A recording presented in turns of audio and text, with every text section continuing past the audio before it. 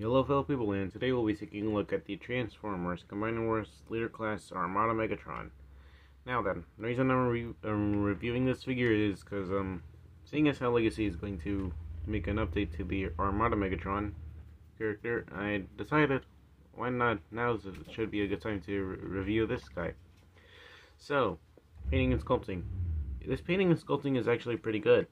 You can see that it's mostly just the G1 character's body with some Armada coloring in the Armada head. Taking a look at that head sculpt, that looks really good. This actually looks a lot like the Armada character. And light pipes. Epic. I have no idea what to demonstrate this with, because I don't have a flashlight of any sorts. And now my dog's barking. Anyways, so yeah, he comes with 3 accessories. He comes with these 2 guns, which can combine, and you can also make them separate.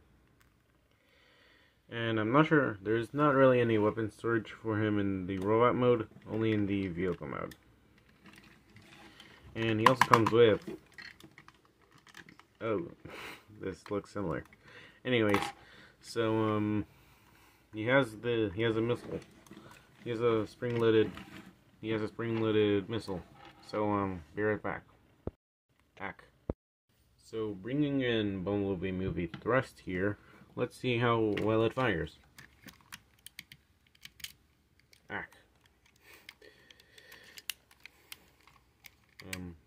Yeah. Apparently, you're supposed to put this in a specific way. You can see that there's 2 slots. You can see that there's 2.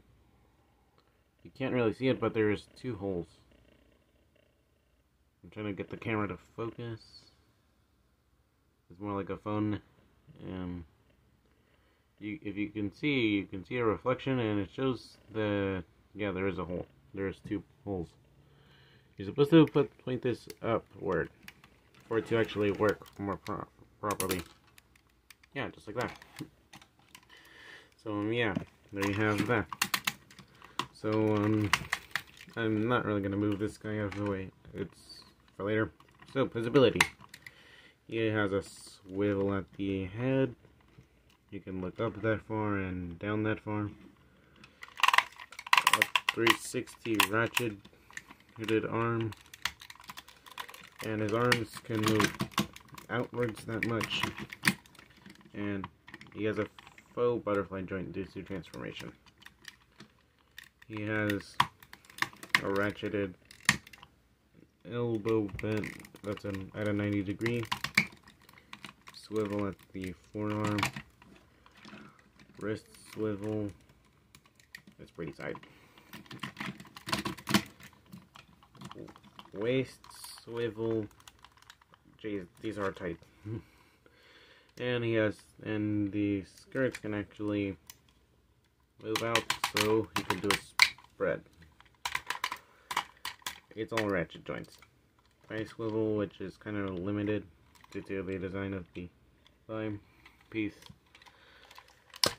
Ratcheted, so degree bend. This weird pivot due to its transformation. A faux ankle pivot. And toe rotation. So yeah, this figure is all ratchets and all tight joints. Yeah. So that's all for the visibility, size comparison time. Here we have him compared next to Thrust. I did that on purpose because apparently the Thrust is supposed to be based off the Armada design. I'm not gonna explain that further unless I re-review this figure. Yeah. Here we have him compared next to Battle Class Shockwave. Here we have him compared next to this Battle Droid. You can't really see it. Here we have him compared next to the Biggie Duo. And here we have him compared next to Kingdom Megatron. And here we have him compared next to Kingdom Megatron. And here we have him compared next to the 35th anniversary Megatron redeco. More or less repaint. There you go. So, transformation for this guy. It's pretty simple. So, basically, what you're going to have to do is you're going to have to bring these panels, close them onto his hands, and rotate the turret, more like his fusion cannon. Extend that, untap the chest, and you tab these two together. Rotate the ratcheted feet, and I forgot to bring these skirts down, and you're supposed to tab them in. Okay, so demonstration. You can see two slots, and you can see two tabs, which are kind of paint chipping. Yeah, some of the parts are painted. Then you bring in this crotch plate, and as you can see that there's two plastic tabs, and you can see two openings in the crotch plate. You can just use those to your advantage, and that will close it. Actually, tab in. And then you bring up the tank treads, rotate them, and you tab them in. And there you have him in his tank mode. So the resulting tank mode is actually really good. The painting and sculpting isn't actually that bad. You can see that there's a lot of pretty good sculpted and detailing, and a lot of pretty good painted and detailing. Like how they molded in the head. That's actually pretty cool detail. Because when you look at his original toy, yeah. You can place these weapons, and it's just pretty easy. Like that. But, if you want them to actually hide, you flip them over, and you can see that there's two 5mm ports. And you can just store them in like this. So, yeah, there you have that. Pretty cool. Another pretty cool thing is that the treads are actually tank treads. They're not actually wheels. They're not actually fake tank treads with wheels. Though, if I were to complain, they sometimes don't work.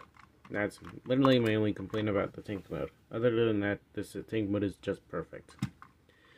You can make the turret shorter, but that kind of looks cursed.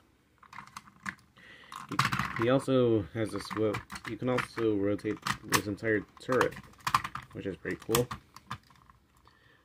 And yeah, there's not much else to talk about. This is a pretty cool tank. So, safe comparison time. So, I forgot to mention that the spring-loaded gimmick still works. So, yeah, there you have that. Here we have him compared next to the Piggy Duo. Here we have him compared next to Battle Class Shockwave. Here we have him compared next to the Battle Droid. Here we have him compared next to Tiny Megatron. Here we have him compared next to Big Megatron. And here we have him compared next to... And here we have him compared next to, the Beast Wars Megatron figure. So, yeah. My final thoughts on the figure.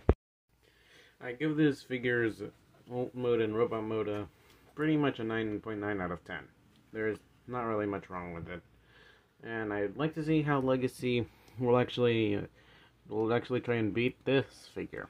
So, yeah, this is it for this video, and I'll see you guys next time. Bye now.